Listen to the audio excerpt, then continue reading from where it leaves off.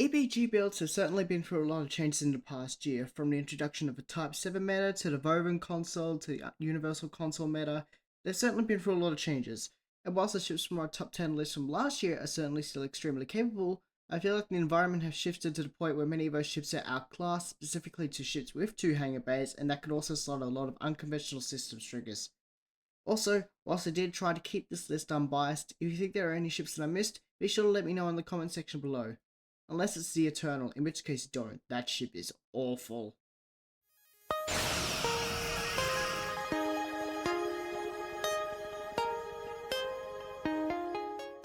Starting out this year's list of a ship that probably nobody was ever expecting, the legendary Constitution Temporal Flight Deck Carrier. It may seem weird that I'm putting a cruiser on an EPG ship list, specifically a top 10 EPG ship list, but this carrier is actually surprisingly good at that.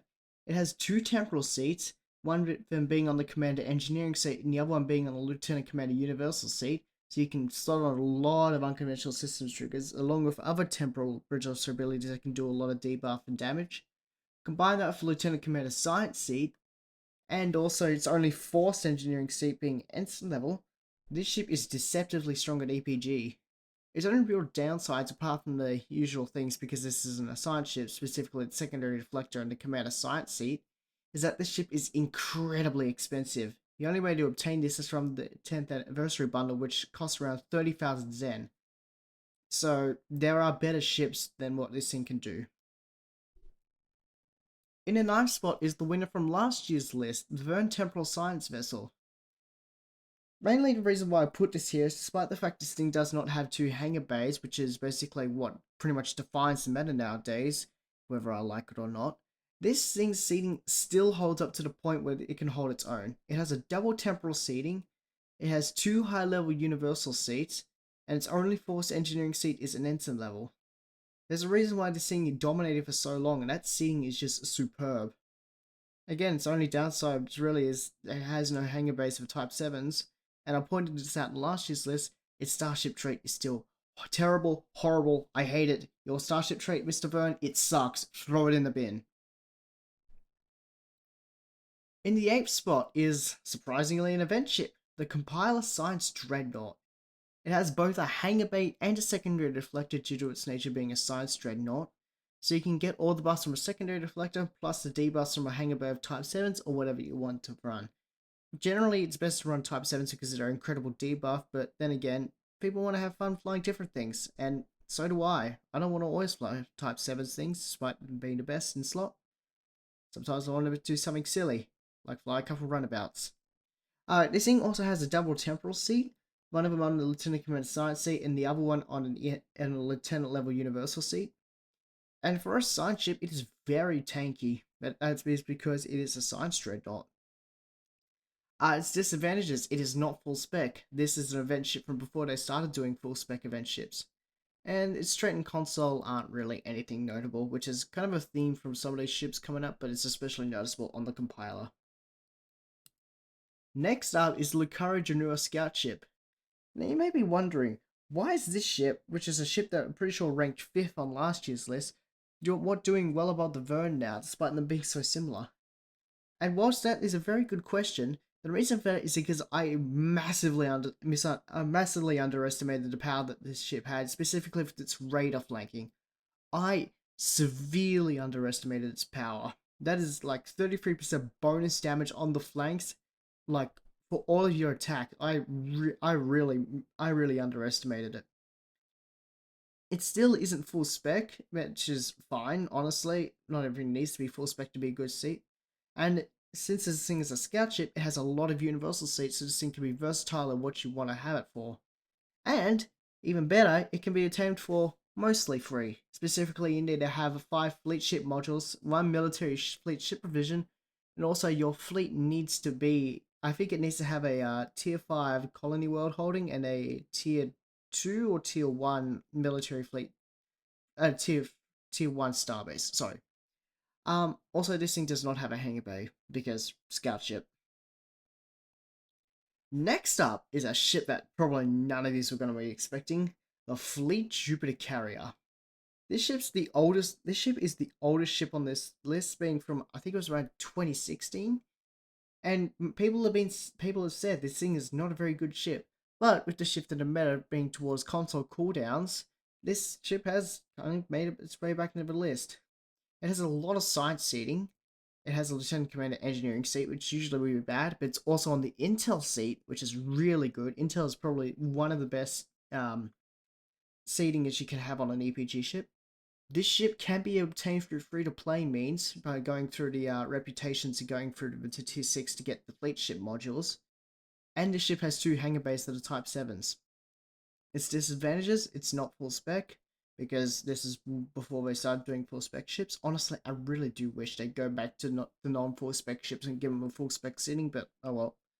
Also, this ship is very slow to move. Most of the ships on this list kind of can be, but it's very noticeable on the Jupiter. Next up is the ship that probably would have won last year's list had I known about it, the Sphere Builder Eagle science vessel.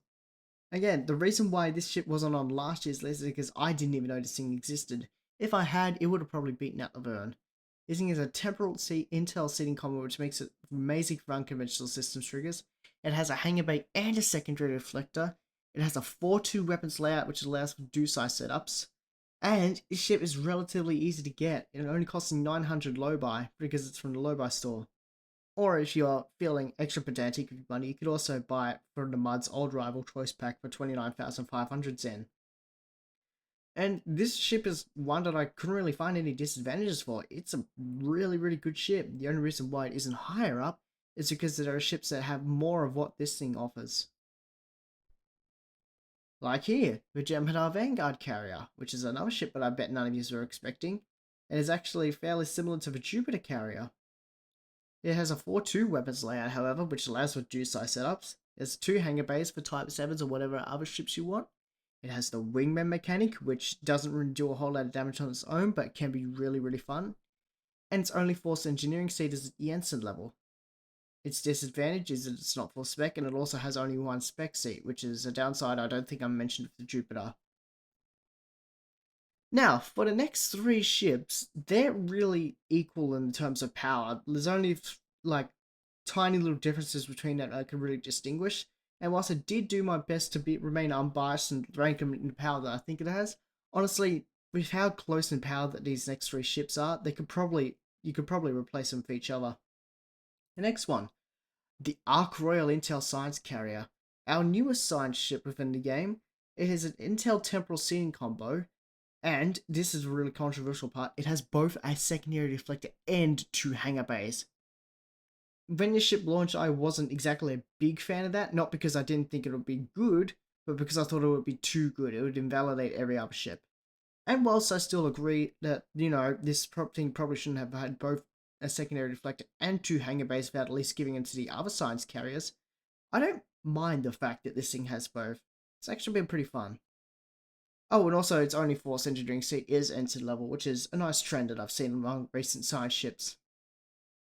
Its disadvantages, its accessories are not very impressive. Scatterpacks and weasels still don't think scale correctly, and mine, apart from not doing a whole lot of damage, has an annoying habit of being used by trolls to spam in social zones because for some reason the devs didn't think to turn it off in social zones. I do not want to hear a mine exploding every 3 freaking seconds while I'm in DS9, please.